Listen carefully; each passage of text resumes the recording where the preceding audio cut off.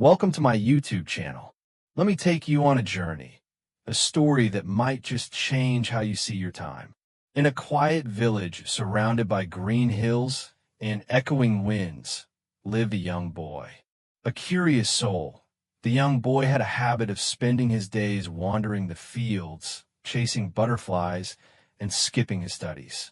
He believed life was long, and there was always time to do everything. Later, just down the lane, lived an old man who was known for sitting under a massive banyan tree with a wooden cane in hand and wisdom in his eyes. One sunny afternoon, the young boy passed by the banyan tree and saw the old man staring into the distance. "Why do you always sit here, doing nothing?" the young boy asked with a laugh. The old man turned slowly, his wrinkled face forming a smile. "Doing nothing? I am watching time, boy.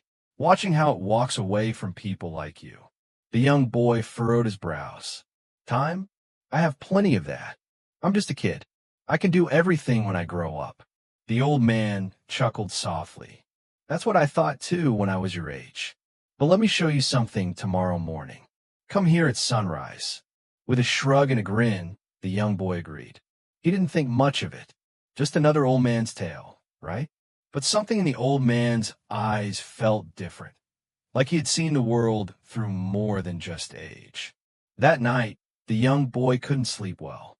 He kept thinking, what could the old man possibly show him that was worth waking up early for? The next morning, as the sun painted the sky in orange and pink, the young boy arrived at the banyan tree, rubbing his sleepy eyes. The old man was already there, gently tossing small pebbles into a bowl of water. "You're late," he said with a smile, without even looking up. The young boy blinked. "But it's just a few minutes." "Ah," said the old man. "And that's how it always starts, just a few minutes." He stood up slowly, leaning on his cane. "Come, let's walk." They walked down a narrow path, where morning dew still clung to the leaves. As they passed by the village school, the old man asked, "You don't go there anymore, do you?" The young boy shrugged, kicking a stone. "I don't like school. It's boring. I'll learn things when I need them." The old man sighed, looking ahead. "Let me tell you a story," he began. "Once there was a boy much like you. He believed every tomorrow would wait for him. He delayed his dreams, skipped his chances, and said, 'Later' to every opportunity. But the world doesn't wait." The young boy looked up, curious now. "What happened to that boy?" The old man paused, then whispered, "He became me." The young boy froze. His eyes widened. The breeze seemed to still for a moment. The old man continued, "I had dreams too. I wanted to travel, to build, to write. But I wasted my time thinking I had more of it. I let the butterflies distract me. They stopped near a broken well, its stones covered in moss." The old man sat down on a log, his breath heavy but steady. "Time," he said, tapping his cane on the ground, "is like this well. When it's full, it gives life. But if you don't use it, it dries up." The young boy sat beside him, quiet for once. "Did you really waste all your time?" "Not all," the old man replied, "but enough to leave regrets. I had a chance to study in the city, but I stayed here. I had a letter from a friend offering me work in a town far away. But I told myself, maybe next month. That month never came." His voice trembled slightly. "I missed weddings, missed friendships, missed building a family. Time didn't stop. It just moved past me." The young boy looked down at his hands, thinking of the games he played all day, the books gathering dust on his shelf, the disappointed look on his mother's face whenever he skipped chores. The old man placed a hand on the young boy's shoulder. "I don't say this to make you sad, my boy. I say this to wake you up." The young boy looked up. "But it's not too late for me, right?" A soft smile returned to the old man's face. "No, for you, the well is still full, but the cracks are already forming." The young boy swallowed hard. "So what should I do?" The old man leaned closer, eyes gleaming. "Start with today." "Today," the young boy echoed, his voice almost trembling. The words felt heavy, like a stone dropped in a still pond. Yes, the old man nodded. Not tomorrow. Not soon. Today. He pointed to the village market in the distance. Help your mother. Open a book. Plant a seed. Talk to someone who's lonely. Do something, anything, that builds the future you want. The young boy bit his lip. But what if I fail? What if I try and I'm not good at it? The old man chuckled, the deep sound echoing like a lullaby of truth. You fail. Then you try again. Time doesn't punish effort. It punishes hesitation. The young boy looked at the old man as if seeing him for the first time. Not just as an elder, but as a mirror. Why are you telling me all this? The old man's gaze softened. Because I see in you what I once saw in myself. A spark.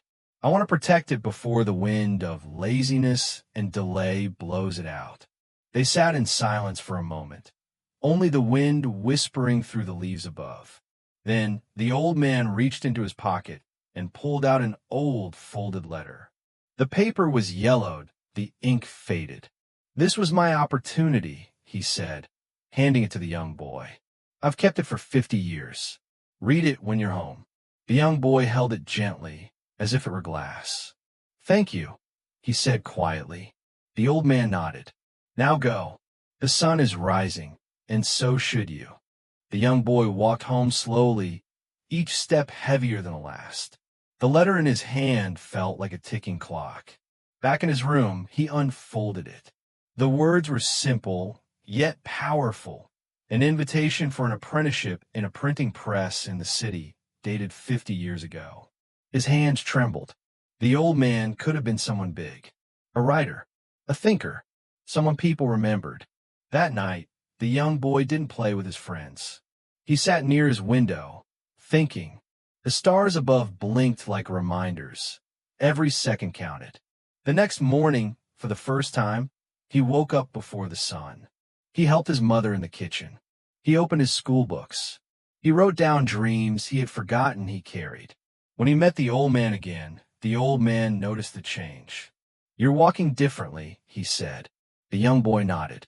I'm walking towards something. The old man's eyes sparkled. Good. That's what I wanted to see before I leave. The young boy froze. Leave? Are you going somewhere? The old man looked up at the sky, as if measuring time. Not far, but I won't be around forever. That's why I needed to give you this now. The young boy swallowed hard. I don't want you to go. The old man smiled gently. People go, but lessons stay. The days passed quietly. The young boy started changing his routine. No more wasting hours on things that didn't matter. No more skipping what could help him grow. He was determined now. He started reading stories of great people, started helping others in small ways, and most of all, he started dreaming again. One evening, as he returned from the library with a worn-out book in hand, he noticed something unusual. The banyan tree was empty. The old man wasn't there. The young boy waited. Minutes passed, then hours, but the old man never came. The next day, he returned again. Still, the tree stood silently, its shade stretching like a memory. A feeling of emptiness took over the young boy. He ran to the old man's house, heart pounding. Inside, the old man lay on his bed, breathing slowly. His eyes fluttered open as the young boy entered. Ah, you came? He whispered, barely audible. Of course I did. You weren't at the tree. I got scared, the young boy replied, holding his hand. The old man smiled faintly. My time is near, but I'm not afraid, because now I know. I've left something behind. Tears welled in the young boy's eyes. You left me with everything I needed. You gave me time. The old man's hand trembled as he reached under his pillow and pulled out a small box. Inside was a rusted stopwatch. It stopped ticking years ago, he said, but I kept it because it reminded me every moment counts. He placed it in the young boy's hand. This is yours now. Don't let your time stop like this watch did. The young boy clutched the gift, his heart aching. I promise I won't. I'll use every second. I'll honor your story. The old man smiled, eyes glistening. Then I can rest. That night, the old man passed away quietly. The village mourned him, but the young boy carried his legacy in his heart. At the tree where they once sat, the young boy placed the stopwatch on a wooden plaque. Below it, he carved the words, "Don't waste your time." Years later, that young boy grew into a man, a teacher, a guide, a mentor, and every time he saw a child wasting away their days, he sat them down under the banyan tree and told them a story about an old man, a story about regret, a story about time. He never mentioned names, only feelings, only lessons. And when the story ended, the child would look at the watch, now sealed behind glass under the tree, and whisper, "I won't waste mine," because now the story belonged to them. And time, well, time was finally being used wisely.